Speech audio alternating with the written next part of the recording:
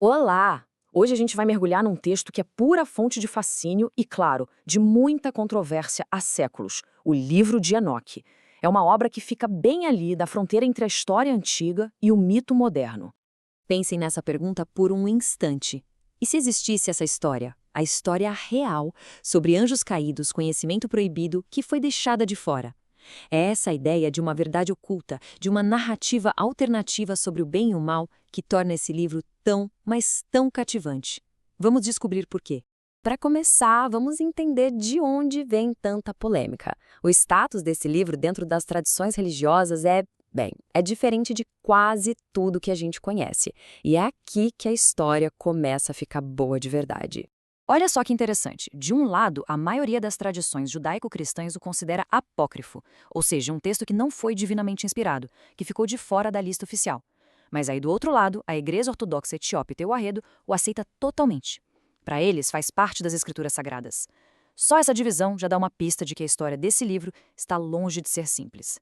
Tá, mas academicamente falando, o que é o livro de Enoque? Bom, ele é uma compilação incrível de vários textos. Pensa assim. Não foi uma pessoa só que escreveu, mas sim um conjunto de obras escritas ao longo de séculos, num período conhecido como o Segundo Templo. Isso mostra que ele reflete as crenças de diferentes grupos daquela época. E para entender Enoque de verdade, é crucial saber que não estamos falando de uma história única, linear. Na verdade, é uma coleção de 5 livros diferentes, cada um com seu próprio foco, seu próprio estilo e, claro, seus próprios segredos a revelar. E aqui estão eles: o Livro dos Vigilantes, que tem a história chocante dos anjos caídos, o Livro das Parábolas, que fala de um juiz celestial, o Livro Astronômico, com segredos do cosmos, o Livro das Visões de Sonhos, que reconta a história de Israel de um jeito todo simbólico, e a Epístola de Enoque, cheia de avisos. Cada parte adiciona uma camada diferente a esse universo, e a gente vai começar pela parte mais famosa e, sem dúvida, a mais impactante de todas. O Livro dos Vigilantes. É este o texto que a maioria das pessoas pensa quando ouve falar de Enoque. É aqui que a gente encontra a história dramática dos anjos que, segundo o livro, caíram e mudaram o destino do nosso mundo para sempre. Essa seção é de tirar o fôlego. Ela descreve como um grupo de anjos, os vigilantes, desceu à Terra. E eles não só tiveram filhos com mulheres humanas, gerando os famosos gigantes Nefilim, mas também ensinaram à humanidade segredos que não deveriam ser revelados, como fazer armas, o uso de cosméticos, astrologia, magia. E aqui está a ideia central que torna Enoque tão radical. Ele oferece uma explicação bem diferente para a origem do mal. Em vez de focar só na desobediência humana, como a gente vê no livro de Gênesis, ele aponta para uma corrupção que veio de cima, do reino celestial, e que basicamente infectou o mundo. Agora, mesmo estando fora do cânone da maioria, a influência de Enoque foi imensa. Muitas ideias que a gente considera centrais no judaísmo e no cristianismo têm raízes aqui, mesmo que a gente nem perceba. Um exemplo incrível vem do livro astronômico. Ele descreve um calendário solar de 364 dias. Isso era diferente do calendário lunar judaico tradicional. E isso não é só uma curiosidade, sabe? Reflete uma busca por uma ordem cósmica perfeita. Uma visão de mundo diferente, talvez ligada a grupos como os essênios, aquela comunidade lá dos manuscritos do Mar Morto.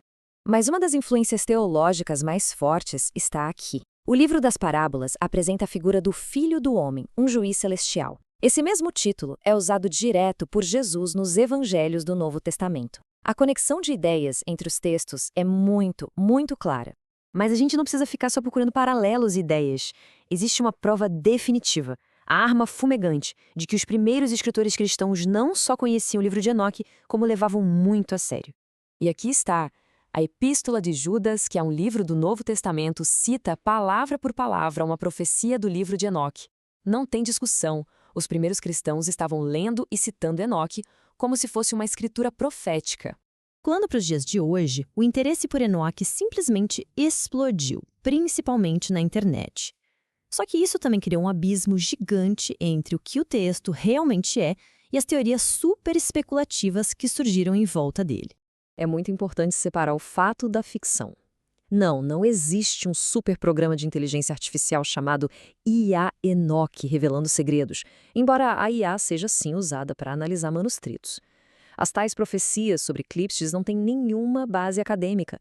E a teoria dos antigos astronautas, por mais popular que seja, é uma interpretação da cultura pop, não um estudo histórico sério. A resposta para essa explosão de interesse, em grande parte, a mídia digital. Documentários, vídeos, discussões online, eles pegaram as histórias dramáticas de Enoque sobre anjos, gigantes, segredos cósmicos e transformaram isso num conteúdo viral super cativante. No fim das contas, o livro de Enoque hoje vive uma vida dupla. Para os estudiosos, é uma janela fantástica para o mundo das ideias que deu origem ao cristianismo. Já para a cultura popular, ele virou uma fonte inesgotável para histórias de mistérios antigos e conspirações cósmicas. E isso tudo nos leva a uma pergunta final. Será que ele não pode ser as duas coisas ao mesmo tempo? Um artefato antigo, que nos conta muito sobre o passado e que, ao mesmo tempo, continua inspirando novas histórias e novos mitos no presente?